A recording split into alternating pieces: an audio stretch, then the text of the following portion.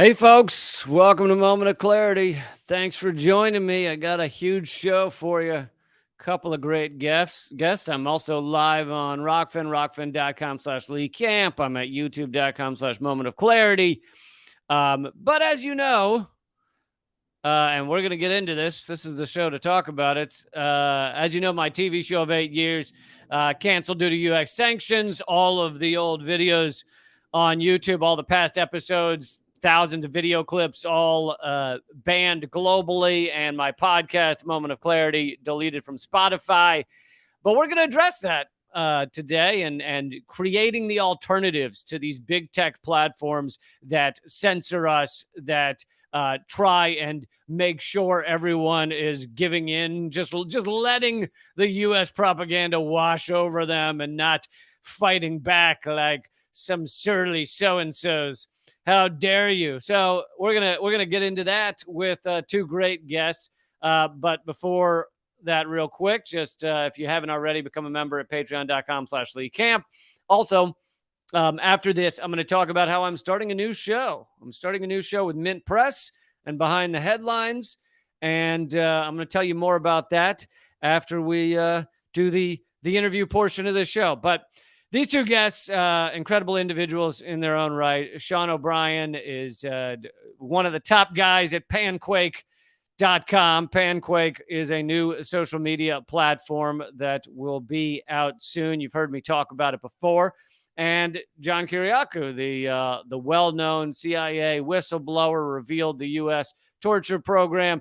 Also an author and a radio host and so many other things. So let's talk with them. Hey, guys. Hey, Lee. Hey, happy to be here. Thanks for joining me. Yeah, these are fucking crazy times, but you two are working on building something positive out of all the rubble. Man. I guess let's start. I'm gonna in a minute. While we continue to talk, assuming I can get the technology right, I'm gonna show some of Susie's video, but we'll be talking over it, so people will get to see what Panquake looks like. But I guess let's begin with why we need Panquake. Talk about the state of censorship right now. Sure, I think John actually would be the best one to start on that, especially because you've experienced censorship directly recently. Yeah, who would have ever thought that in the United States we would have to deal with some of these issues, Lee? It's honestly, I'm not overusing the word, but it's heartbreaking to me when I hear you say things like you lost a decade's worth of work and thousands of video clips, thousands of hours of work. It's just gone. That's criminal. That should never happen in a place like the United States.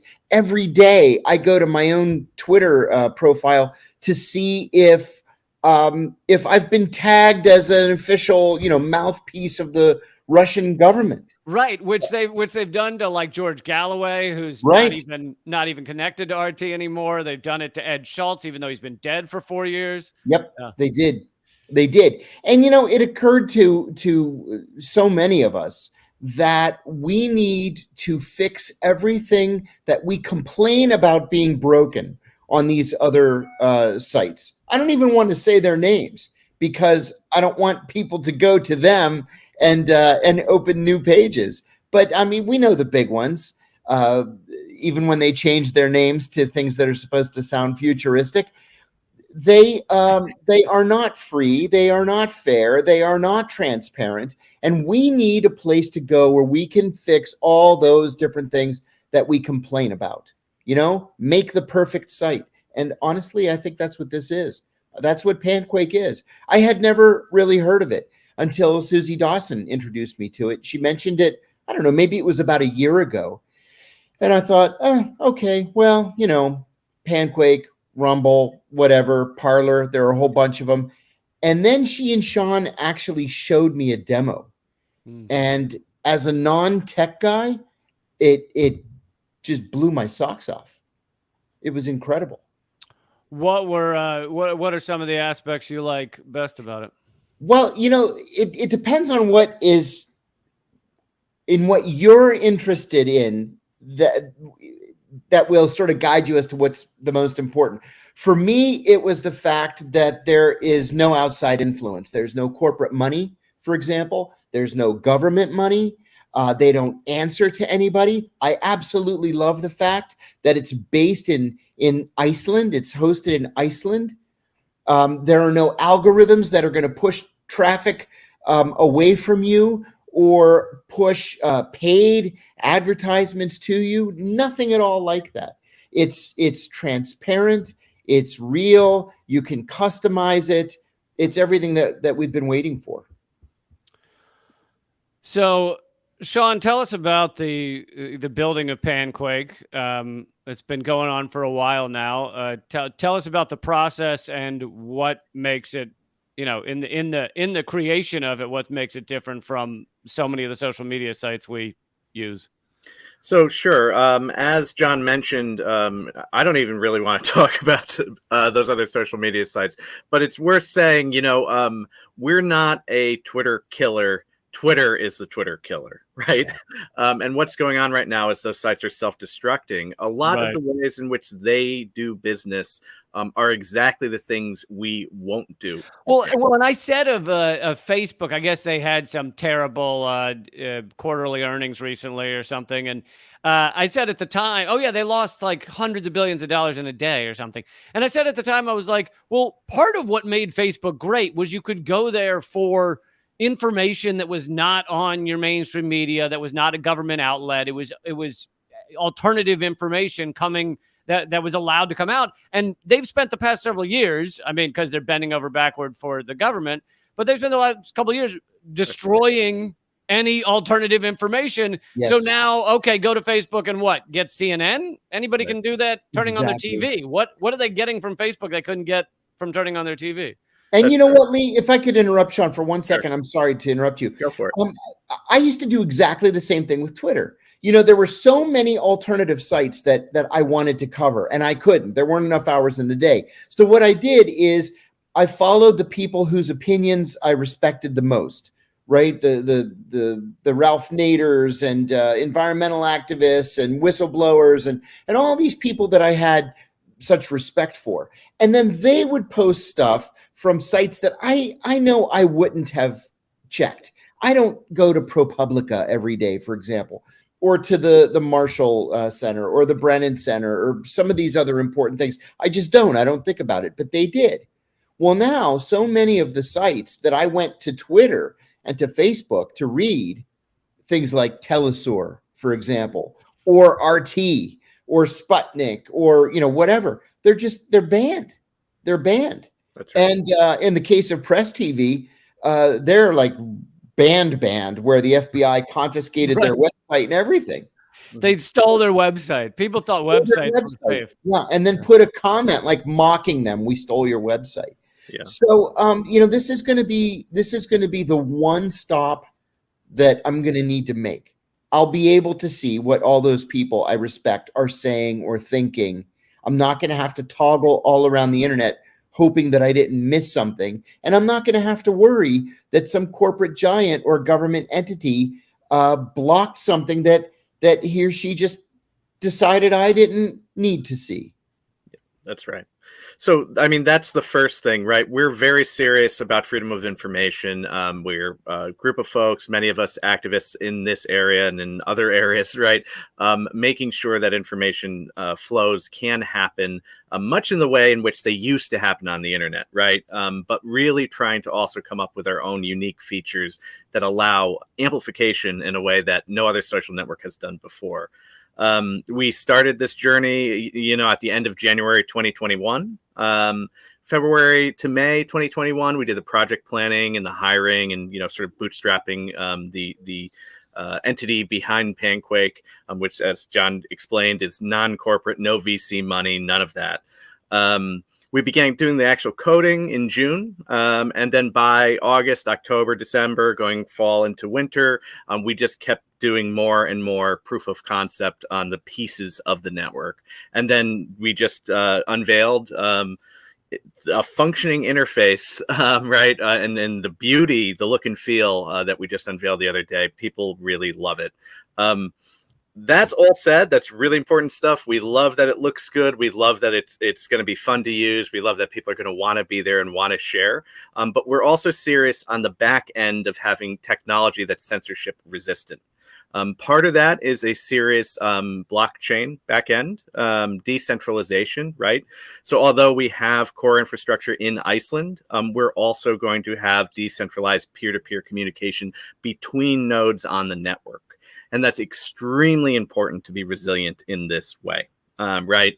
It takedowns, those kinds of things, DDoSing, those kinds of threats on the network are easier to do if you have a centralized, cloud-based thing, right? And we don't want to do a centralized cloud-based thing. We're building something that's actually peer-to-peer, where nodes on the network, aka users, people participating in the conversation, are actually directly connecting to each other and verifying each other as Panquake users.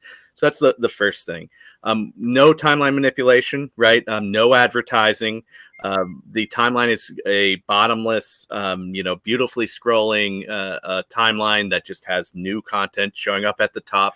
And in terms of the no ads, that's one of the things that I feel like gets glossed over, but a lot of people think, oh, ads are kind of annoying, but ads end up controlling the path of, not just social media sites, but so much in our culture, where if you're not selling enough ads, then they're going to change their whole system. They'll do anything to make the ad buyers happy.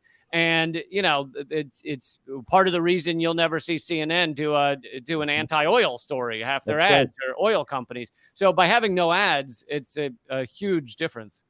So it manipulates the conversation, but even worse than that, as we know, it's advertising surveillance on these other networks, right? These ads are studying you. Literally, you're running code in the background that's trying to personalize the experience. It's building these shadow profiles. This is the kind of stuff, of course, I do at Yale Privacy Lab. We've done years and years of digging into ad brokers, and not just on desktop, browser-based applications, but also mobile applications.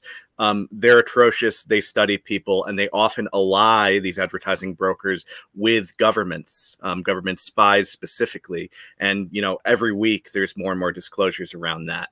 So not even allowing that avenue, not having advertising, not manipulating trends, that is a very special thing. You're 100% right.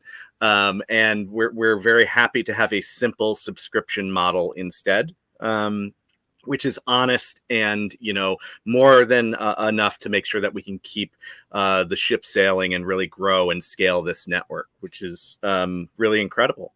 The other thing I'll make sure I say, if folks go out to panquake.com and check out the cool new features, we have amplification features that basically not only are just our stuff invented wholly by Panquake, specifically Susie Dawson came up with this stuff, but also are going to allow people to reach their audience in a way that they haven't before. One of them, for example, is Thunderquakes. This allows you to send a message to all of the people following you in the Panquake network. That message is basically an opt-in, hey, I'm going to be doing this show on next Tuesday. I'm going to be sending out this message, this quake. Would you like to amplify it? Would you like to participate in this Thunderquake? So those folks can opt in, and then it goes out. It's going to be a huge boon to have that kind of thing for content creators. And there's 3 other features. I don't want to go into all of them. If folks go out to panquake.com and watch the video that Lee, you're showing in the background here, that all that will be explained to you, and it's really, really cool stuff. I'm excited because folks like you, Lee, John, other folks who have been just booted off,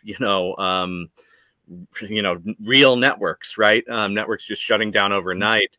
You're going to have the ability to reach your audience and know that you're actually reaching them. Right now, I'm sure, as you know, if you do throw money into the advertising pit that is a Facebook, that is, Google, you are going to not even know who you're reaching, right? You're going to basically be wasting a huge amount of that money by not having advertising and instead having honest amplification, right? And making it fun and pleasant to be doing that. We're going to have a totally different environment in Panquake, and we really want content creators to be a part of that. So. What else is he missing, John, that makes you think it's Panquake can and will be different from the social media dystopia we're stuck in? Well, Sean's a tech guy, and I'm not a tech guy.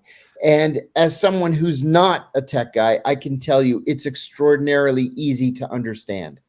And listen, I'm not a kid anymore. I'm 57 years old. It really, I'm embarrassed to say, but it actually does have to be dumbed down for somebody like me.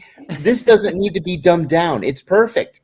I went to it. I could understand it. I could use it. I watched the video. I spoke with Sean and with Susie. It was all crystal clear. It's very, very easy to use. So there's no reason that anybody should be intimidated by it because it's new technology and it's something that hasn't been done before.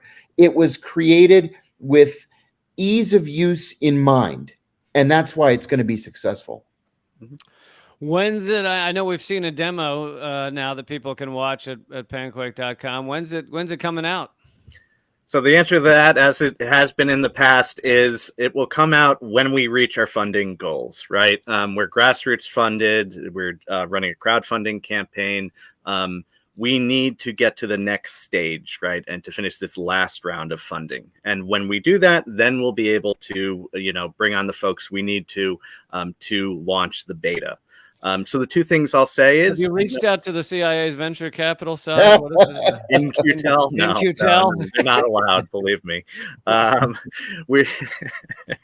If we had that, we would have been launched in a week, and we certainly would be spying on everyone, which is, what these other sites do. And you joke, but of course, if you look at the history of Silicon Valley, these other sites, these other social media platforms, they get money from places like, these, venture capital firms associated with the CIA. Not to talk too much about that dirty side of it, because we're not doing that. I also want to say we have free and open source software. I want to keep emphasizing the open source aspect here. We will be releasing our source code as well for the entire platform. That's a really important aspect. It's very near and dear to my heart from an ethical standpoint, but it also means, we'll have a longevity and the ability for Panquake to live on far beyond, who knows what awful things happening in the world. So that's really a sustainability thing too. But yeah, if folks want to, help support us, please go out and donate. You can donate in a number of cryptocurrencies if you'd like to. So, there's a lot of different options for you to be able to donate. We also have a publication called Talk Liberation. That's a newsletter, a Substack newsletter that's non-paywalled. If you do decide to subscribe to that for $5 a month, all of that money goes towards the Panquake build. So that's also another way to help us out. And we do have also applications open for the beta. That means folks can go out and apply to be one of the first users in the beta. We basically have a system where we're using tokens, and we are going through the applications to basically vet people to make sure they're not bots. So, you fill out the application, and basically you will get access, or maybe you won't. We can't obviously get everybody in for the beta, but if you're interested and excited, that's another way you can sort of get in on the bottom floor. But yeah, we will launch as soon as we can launch, and we really need help. But this kind of help is coming because so many people are interested in getting around the censorship they're seeing everywhere. The last few months have really proven our model. There's a lot of buzz about Panquake. People are talking about it constantly. And I really think we're going to get not just to our funding targets, but far beyond that, and really get this thing running. So there have already been more than 2 million site visits, which is very heartening. Yeah, for a social media network that's not up yet, that's pretty impressive. 3,500 donors, 2 million visits, 100 and almost 180K raised, and we are just kicking ass, basically. Every time we go and work on this application, it's changing and it's growing and it's building, and we're doing all kinds of stuff that's really innovative. And we talk about it every month. So the other thing I think listeners and viewers should know is that we do these delivery meetings, right? We've had transparency throughout this entire process. So every month we do a delivery meeting and we talk about the growth in the development process, what else we've been doing around the project. And we want to make sure that people know, our donors know, that we're working day in, day out, to build this thing. So. And I see that Susie Dawson, the creator of Panquake, is in the chat room. So anybody, if you want to ask questions of Susie, feel free. Her name is Susie 3D, and she's there if you want to throw any questions her way. Before I lose you, John, I wanted to also ask about world events. Yes, sir. I know we could talk about it for hours, but where do you see things going right now with Ukraine?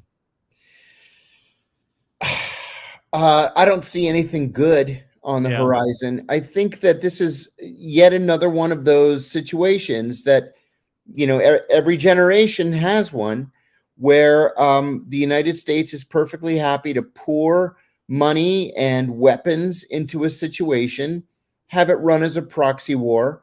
They know that the Ukrainians can't defeat the Russians, but what they want to do is bog the Russians down. And that tired old saying that the United States is willing to fight to the last Ukrainian, I think is actually true, and that's what makes it so sad.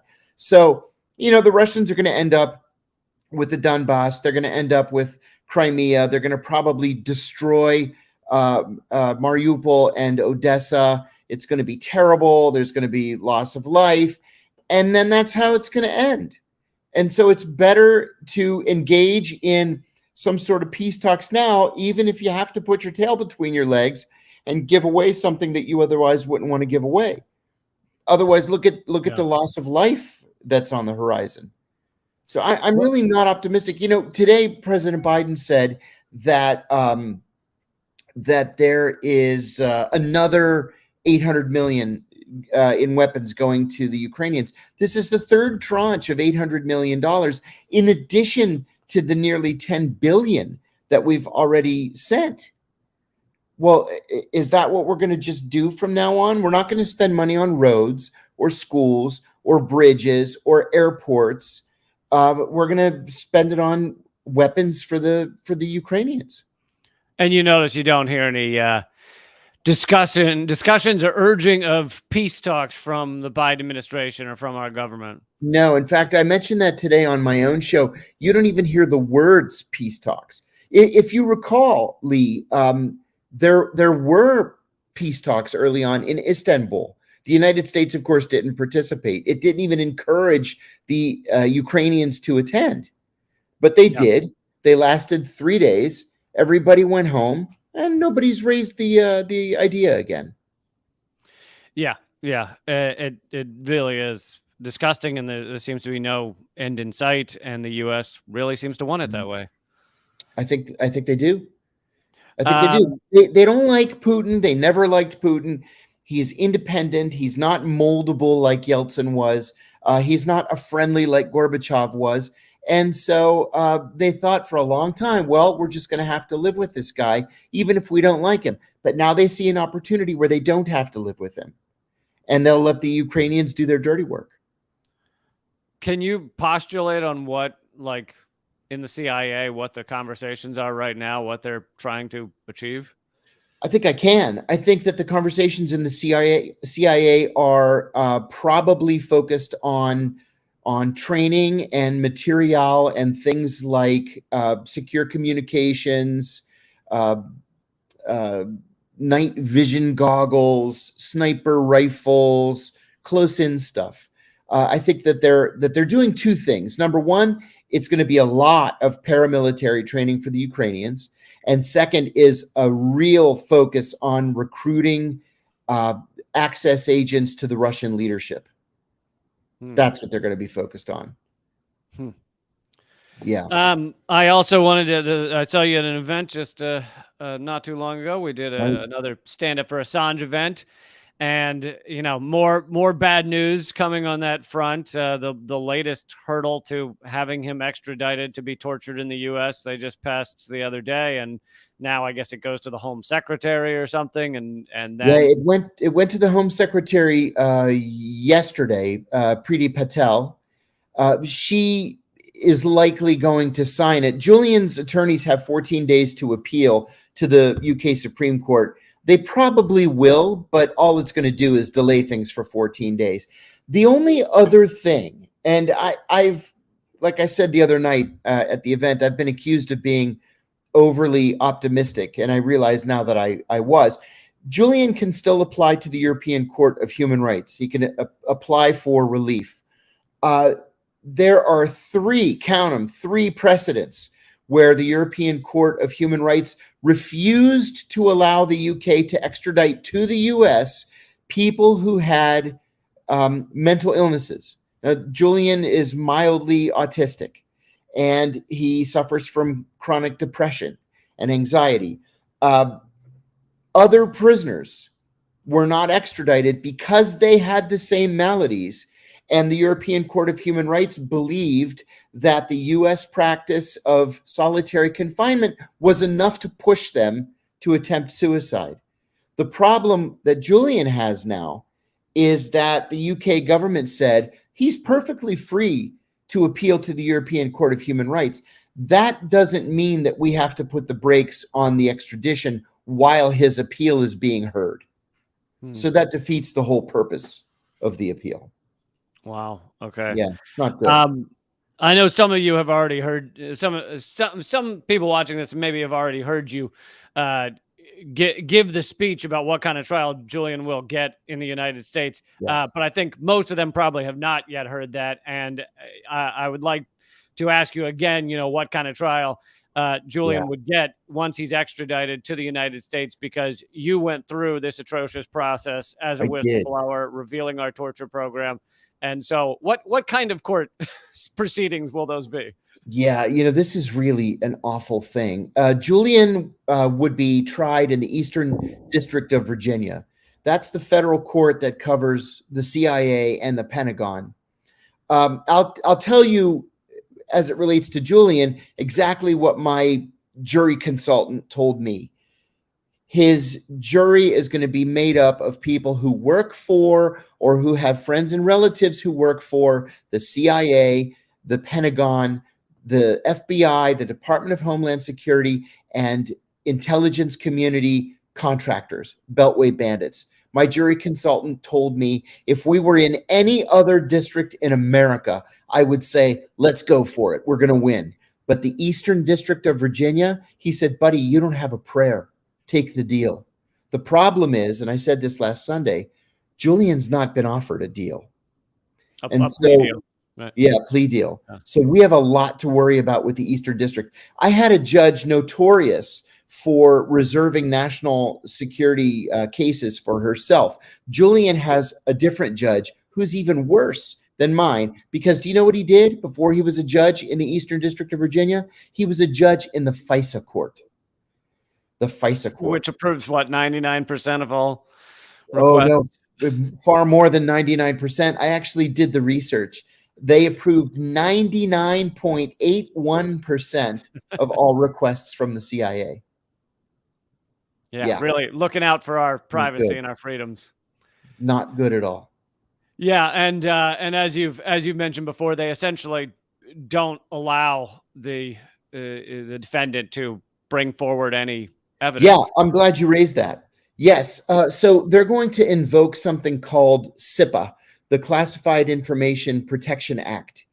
Some of it is silly. Some of it is important. The silly stuff is they're going to physically seal the courtroom with duct tape and plastic sheeting, right? They'll take these big plastic sheets like tarps, and they'll put it over the windows and seal the windows off so that the Russians can't beam a laser at the window and read the vibrations and hear what's going on in the courtroom.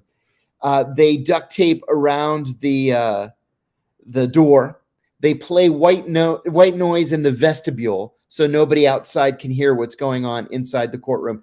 And then whenever they think that someone might mention something that maybe could possibly be classified, they do two things. One, they clear the courtroom. So the only people allowed in the courtroom are the judge, the jury, the bailiff, the clerk, the lawyers, and the defendant. That's it. And then even the jury's not allowed to hear the classified information. So in advance, the prosecutors and the judge will determine what's classified, and they'll replace those words with unclassified words. For example, this is going to sound stupid, but it's the honest to God's truth. Let's say that they want to say, well, Julian released information that inside the CIA we call Vault 7. Well, the words Vault 7, those are classified. So they're going to say, instead of Vault 7, we use the words swimming pool. Oh, my God. So then they're going to say, Your Honor, Julian Assange released documents called swimming pool that are very highly classified. Well, they're going to go through the whole trial like that. As if a jury could analyze that. Well, the jury gets a little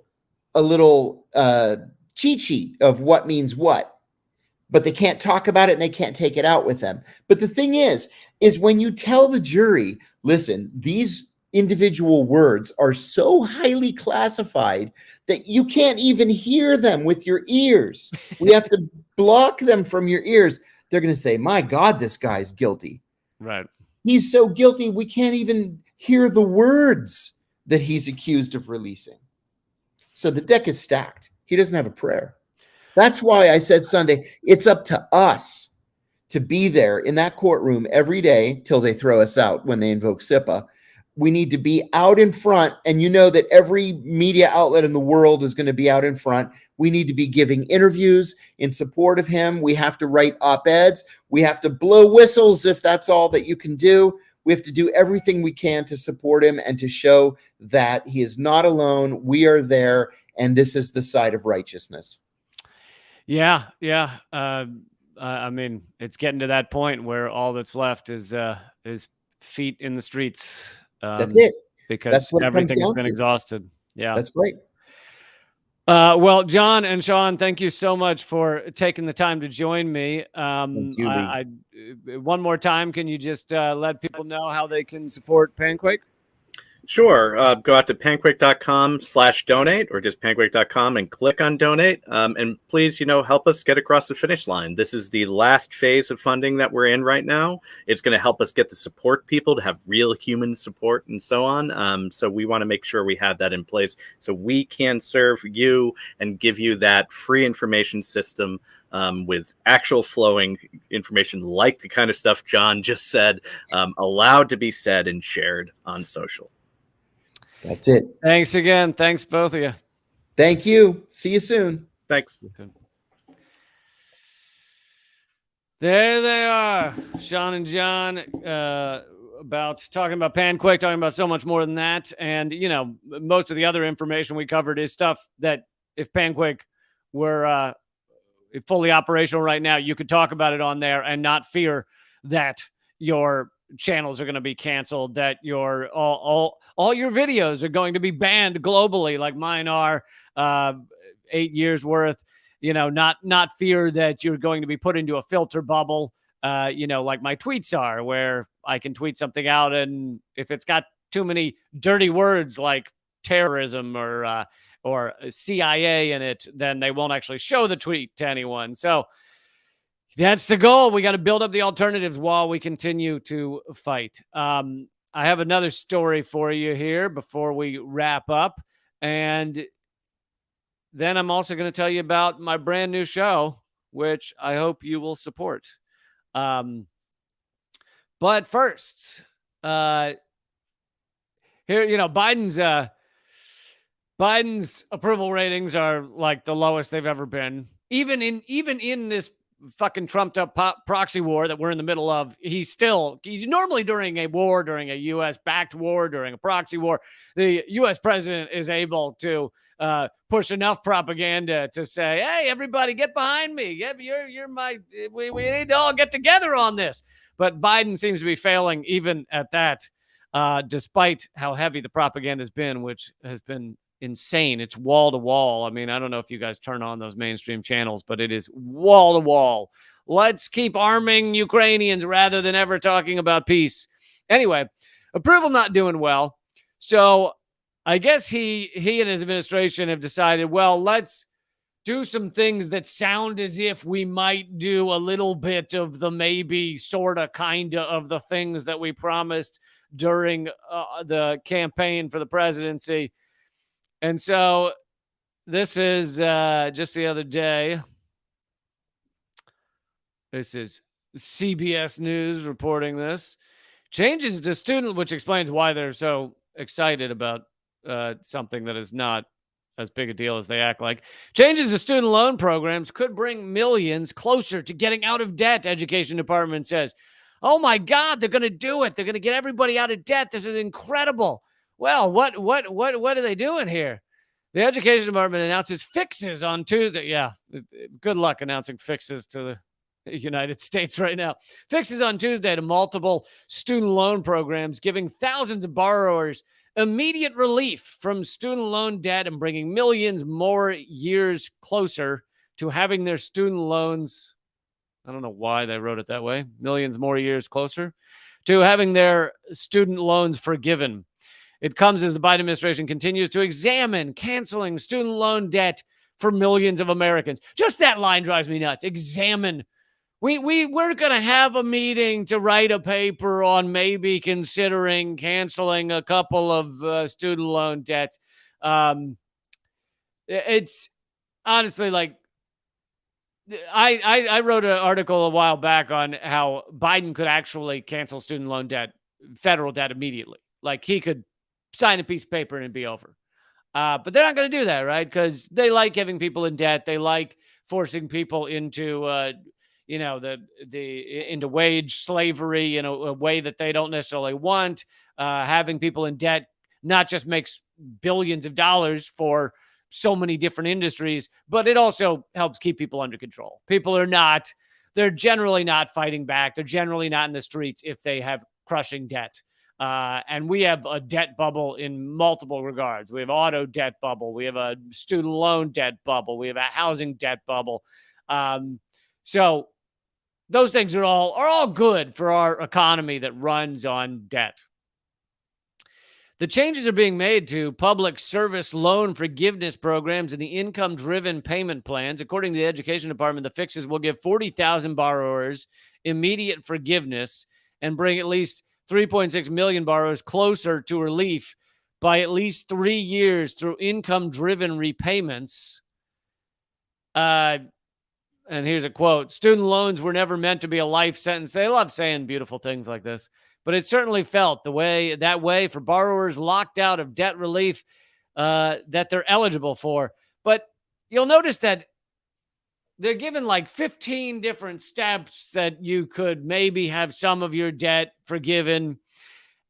And it's like, fucking get rid of it. Fucking wipe it off the books. He could do that tomorrow. Not to mention, this shit should never cost this crazy amounts of money to begin with.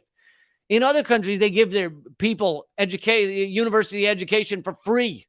Here in the United States, you've got to give an arm and a limb and a semen donation and a fucking blood drive. You got to, it's insane what people have to pay just to go to school. And especially if they want to go to the best schools because they want to be up for the best jobs. Tens of thousands of dollars. People often graduate with $100,000 in student loan debt. And if they wanted to do anything that isn't one of these big money jobs, if they want to do anything that's not a hedge funder or a fucking banker or a lobbyist, if they want to do something that's not one of those things, then they'll never pay it off. They'll be paying this debt for the rest of their lives, which keeps them poor, which is good for the system. Largely good for the system. And it's like, Biden's been in office how long? And he said he was going to, he floated the idea of erasing student loan debt. And here we are over a year into his administration, and it's maybe we're gonna with a few people will get some forgiveness some of the time if they can prove that they hate their lives.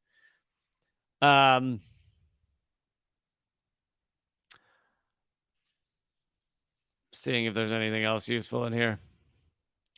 The efforts announced Tuesday come as the Biden administration has already canceled more than $17 billion in debt for some 725,000 borrowers since President Biden took office.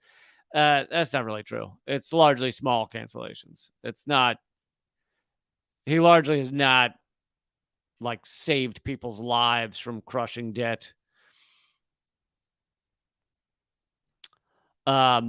But you'll also notice this says something about our media, right? Our media, they're in the job of Joe Biden promotion. That is their job, to sit here and say, oh, look at what a good job he's doing, how great he's doing. I mean, so that was CBS News. How many articles in the years since Biden got into office, how many articles has CBS News ran on how Biden hasn't done shit on student loan debt? Probably zero. So that'll show you that simply by the choice, even if that were an accurately written article, simply by the choice of, well, we're not going to highlight the fact that Biden's done nothing on student loan debt, and instead we're going to wait until they've done something, here's a little fucking piecemeal. Yeah, we're going to give you a little crumb. Then we'll write an article, Biden giving crumbs to people. So that tells you something about the media. They're like CBS. They're in the job of Joe Biden promotion. And that's not what your media should be. Your media should be largely adversarial to the dominant, controlling class, to the people that have all the airwaves that, Biden can stand up on a podium. Well, maybe he can't stand up. He could kind of stand up with three people helping him and someone, pushing from behind and maybe some strings coming down from. They'll have him in one of those suits, like when you see like a Peter Pan in a play, they'll just lower him down with strings attached, and maybe he can give a speech. But anyway, Biden can stand and give a speech, and it'll be covered to all of America. There'll be countless articles written about this. So that's how easy it is for him to get his message out there. The idea of the press, the point of the press should be to cover the things that don't automatically get all of the coverage and be critical about them and dig into them and dig into the reality. Not do what fucking CBS and the other mainstream media outlets do, which is give a fawning propaganda show for your ruling elite. And even Fox News, which obviously they'll spend every episode attacking Joe Biden. That's their job. But they won't attack the system as a whole. They won't go after capitalism. They won't go after corporate America for the most part. They'll just go after Joe Biden because their job, and Fox News is as important in it as CBS and the others, their job is to make you think that there is some kind of massive difference between the two sides, the Republicans and Democrats. Well, you turn on Fox News and they hate Joe Biden. You turn on CNN, MSNBC, they love Joe Biden. So clearly these are two very different things. Yeah, look at what they're not talking about. Think about what they're not talking about, what is not on the agenda. Okay, it's most of the U.S. foreign policy. It's the capitalism as a whole, which is all of our lives, how it's set up, wage slavery, it's the environmental destruction.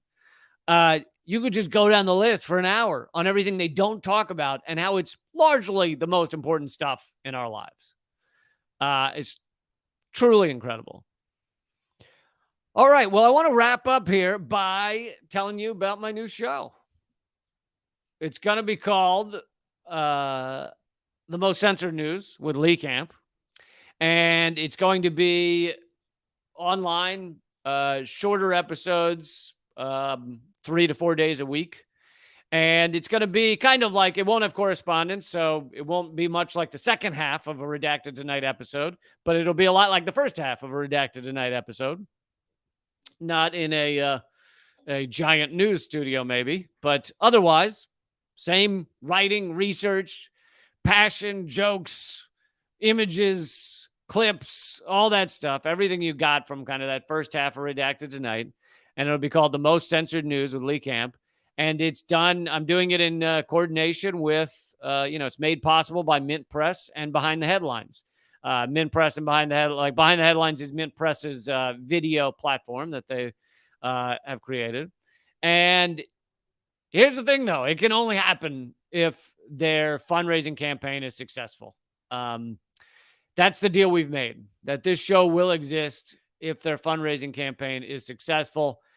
And so I'm going to put the link in the comment section. I'm also going to play their fundraising video for you because it's also interesting. Even if you're not in a position that you can help out their fundraiser, I think you'll enjoy watching the video. So Manar Adley is who you'll see hosting the video. It's just a few minutes long. I think 6 or 10 minutes long or something. Manar Adley is who you see hosting the video. She's the creator, the founder, and editor-in-chief of Mint Press. Mint Press, you've probably, hopefully heard of. One of the best outlets out there, independent, not owned by corporate clowns, not owned by corporate America, not owned and sponsored by the biggest fucking villains in the world. Truly independent site that does impressive work. Has people like Dan Cohen and Alan McLeod, and publishes Chris Hedges articles and so much more. So I'm going to show you that video, but also I hope you're able to join in the fundraising campaign. It's at Indiegogo. You can also just search for Mint Press and Behind the Headlines at Indiegogo.com. But what was I about to say? Oh, there's a bunch of great perks there as well. If you sign up, you get tote bags and things like that. So here we go. And I'll wrap up the show after this video.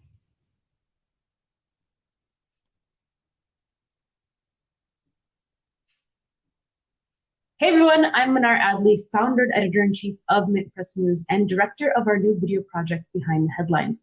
I have an urgent appeal to make to everyone who cares not only for our First Amendment, but for the future of our planet. Independent watchdog journalism that holds the military class accountable is under threat. With the war in Ukraine raging on and corporate media outlets pushing a pro-war agenda, we've entered wartime where having access to alternative information to the war machine is crucial to preventing escalation. The nuclear arms race is not a joke.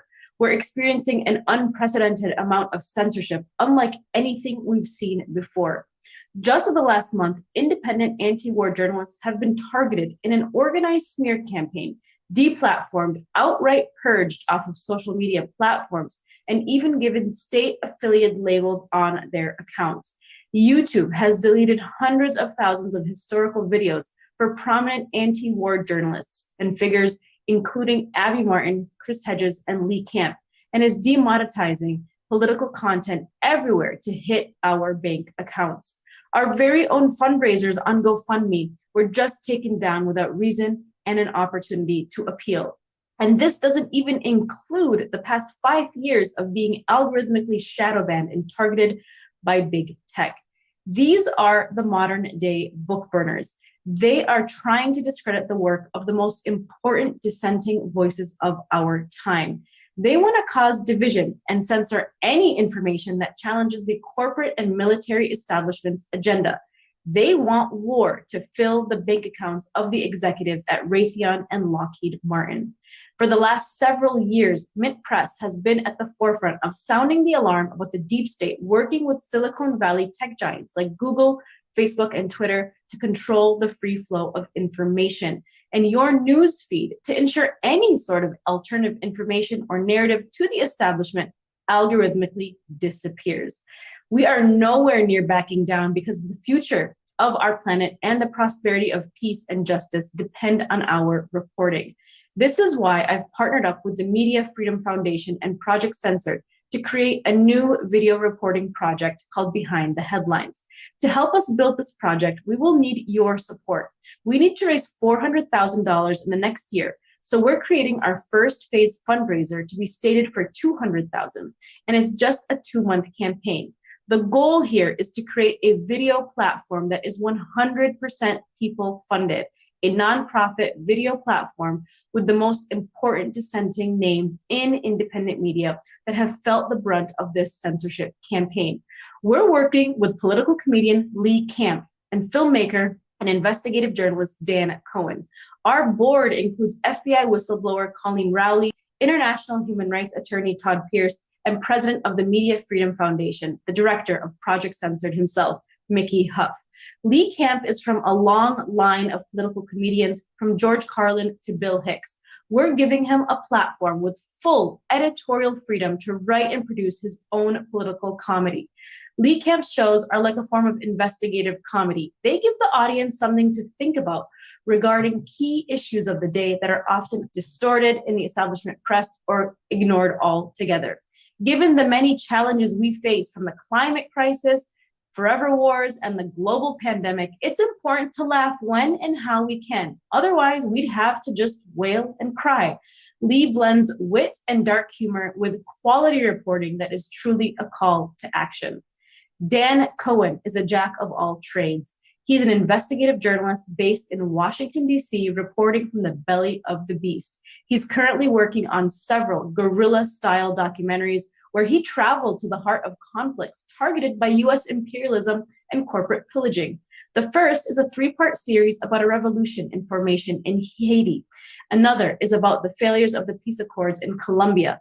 Another about resistance in Gaza and Israel's temple movement and their plan to destroy Al-Aqsa as part of an end-of-times prophecy. All of these issues trace back to the U.S. empire and its plots to create and maintain instability around the world. Now, in addition to the documentaries and written investigations, Dan is also leading our video investigative series called Behind the Headlines. He has exposed how corporate media is in bed with the Pentagon, the Biden administration, and much, much more. For far too long, some of the best and most important dissenting journalists have been forced to turn to foreign state media to produce the most groundbreaking watchdog journalism because the US legacy media has completely failed the public. It specializes in producing fast food news that is sensationalized, divisive, working as a mouthpiece for the two-party duopoly, weapons manufacturers like Lockheed Martin and Raytheon, and hawkish think tanks that are directly funded by NATO. We don't have a watchdog media anymore. We have an extremist corporate media beating the drums of war. So we can't rely on the legacy media in our own country to tell us what exactly is happening at home and around the world. We shouldn't have to go to foreign state media outlets to fill in those holes either. It's time that we create our own and become the media. The truth is, we can't keep waiting for the oligarchy to give us a media that represents we the people. It's time we unite on a broader front of nonpartisanship that holds the elite accountable, the way journalism is defined by our First Amendment, to revive the fourth estate and create our very own media that goes behind the headlines. It's time that we put our money where our mouths are, because our First Amendment and its free press, free speech principles are all on life support.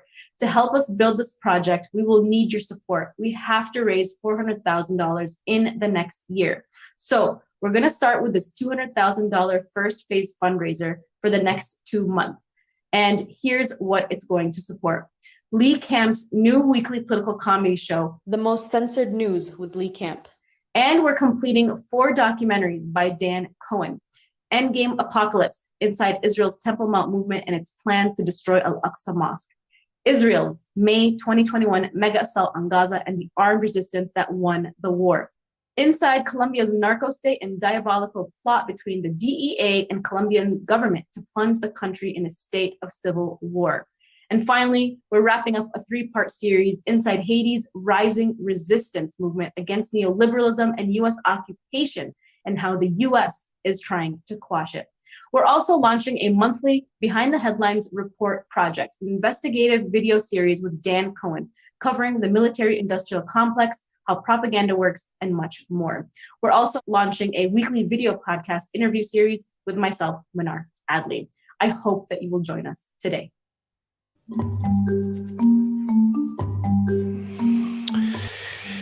Cool.